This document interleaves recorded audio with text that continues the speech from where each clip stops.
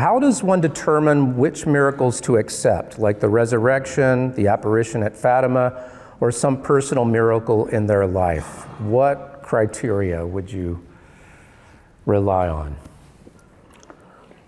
Well, I guess my criteria would be kind of what I laid out. You've got to have enough evidence to outweigh what you already know that would contradict that miracle didn't happen. By the way, if I can kind of combine a previous question with this one, a miracle report that caused me a lot of pause was the Marian apparition in Egypt over a period of, are you familiar with that? Yeah. Yeah. I didn't expect you to say that. I'm fascinated. Yeah. That's, there's a Coptic church, and these guys look up and they see this figure bathed in light, and I can go into all the details.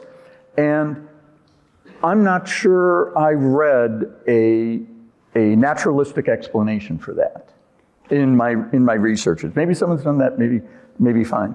But that still has to happen before you can accept that as a miracle. I guess the difficulty is saying, well, if you can't explain it, does that mean it's a miracle? Does that mean that there was divine intervention there? Maybe it just means you can't explain it.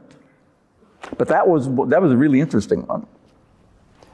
I think in principle, I agree with you. It's a question of the evidence. Now, how you assess a historical miracle, and by the way, that's a historical one because it's in the past, versus talking to somebody who's seen a miracle.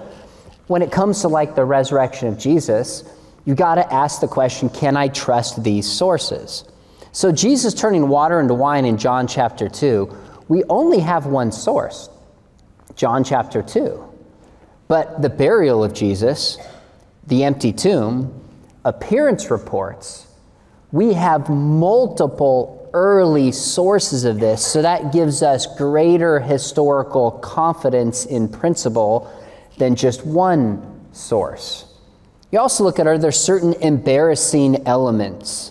So one of the things that's convinced many, if not most scholars who study this, of the empty tomb would be that it was discovered by women. In that culture, a woman's testimony was not considered as significant as a man's. All four Gospels report that women discovered the empty tomb. That would have been counterproductive and embarrassing in that culture. And to me goes, oh, wait a minute, this is not likely the kind of thing that they would have invented. So you look at the number of sources, you look at the reliability of sources. For me, I studied the apostles, and almost all scholars agree that they report that they had seen the risen Jesus. And then I did my dissertation on this, their willingness to suffer and die for their belief that they had seen the risen Jesus. You could come up with another story as hallucination or some other account for that. When you look historically, multiple sources, embarrassing factors, willing to suffer and die that they had seen the risen Jesus. To me, historically, these are compelling components of a larger case.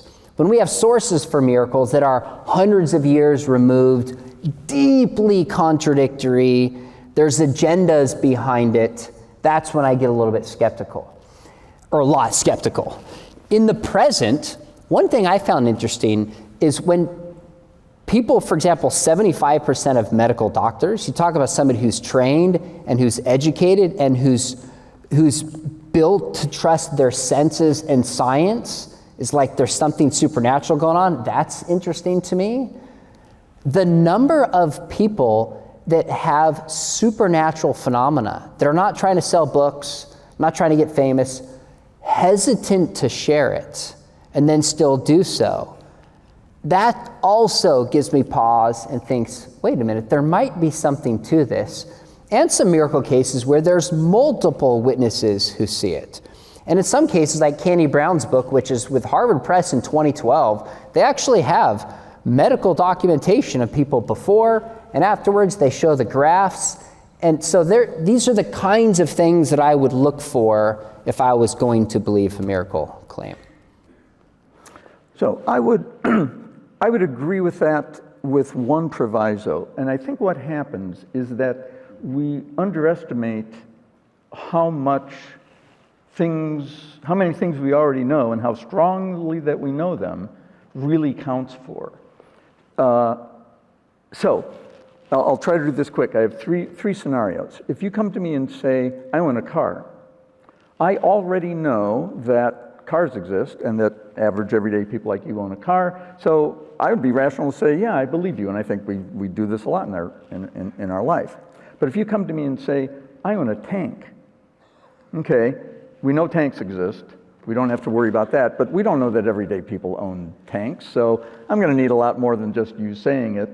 And the third scenario is, what if you come to me and say, I own an interstellar spaceship, and we can go from here to Alpha Centauri in 12 minutes, faster than the speed of light. Now, we don't know that that thing exists. We don't know that the speed of light can possibly be exceeded. And how can a person like you even own something like that? Let's say you gave me a document that was the complete blueprints for that spaceship. And if I can borrow from Star Trek, shows you how the warp drive works and the equations and how many dilithium crystals you got to put in there, the whole thing. Would it be rational to believe that that works? You'd have to have the experts come in and look at the diagrams and even test it out. Like the guys who did cold fusion several years ago, they thought they had nuclear fusion at room temperature on a desktop, and then the other scientists look at it and go, no, that's not what you say it is.